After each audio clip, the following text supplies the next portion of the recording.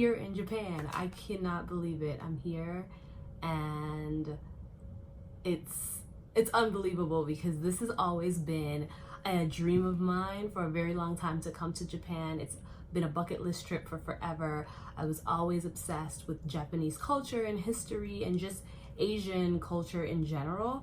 And so from the time I was in high school, I said I was going to Japan, and I finally made it here. What brought me to Japan, it was more than just, I think when I look at it from just a very basic level, I could say I came here to, you know, check off a bucket list item. I came here to see a country that I've always been interested in, experience the culture that I've always been fascinated with.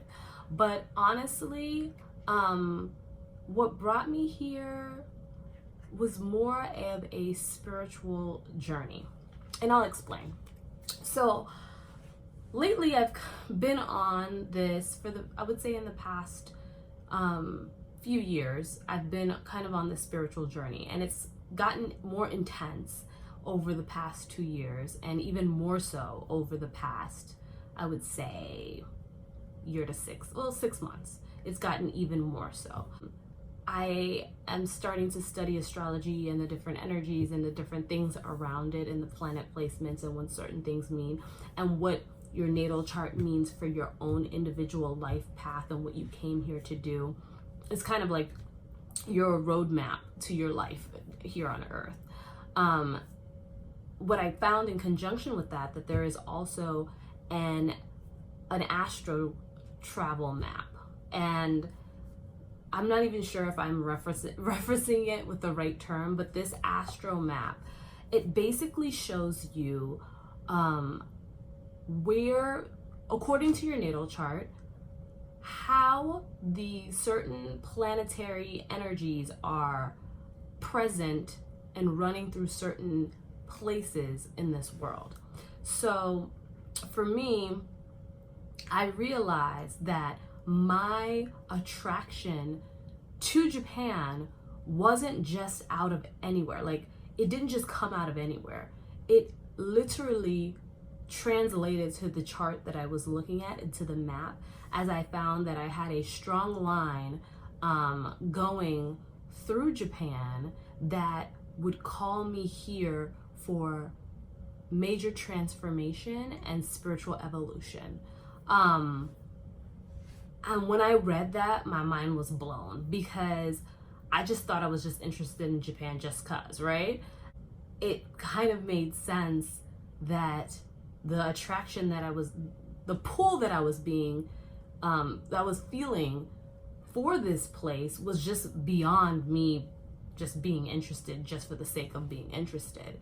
And when I started to study the astro map in more depth, I started looking at some of the lines, some of my planetary lines that ran through certain locations, and these were places that I always had some level, or recently had popped up some level of interest in. Like, I was just being called or pulled to go see these places or visit, and I didn't know why. Like, I really didn't know why beyond, but when I started studying this map, it made sense.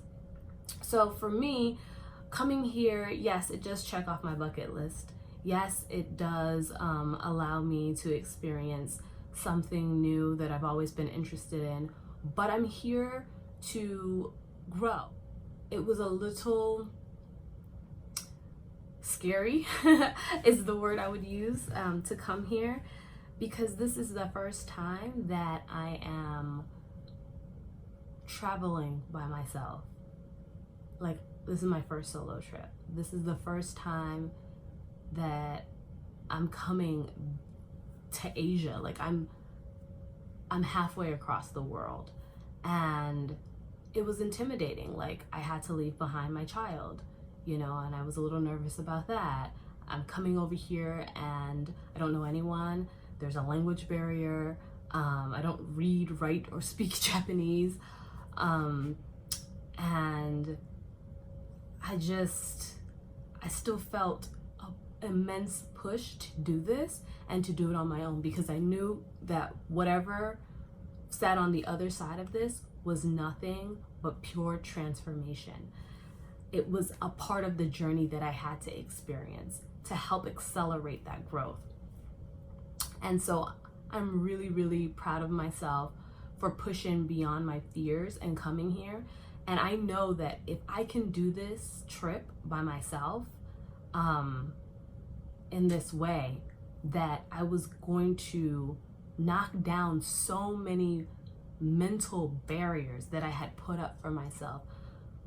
Fear-based gates, I would call them, that kept me locked into a certain box, into a certain location, that kept me locked in to a certain mentality that was stifling my growth.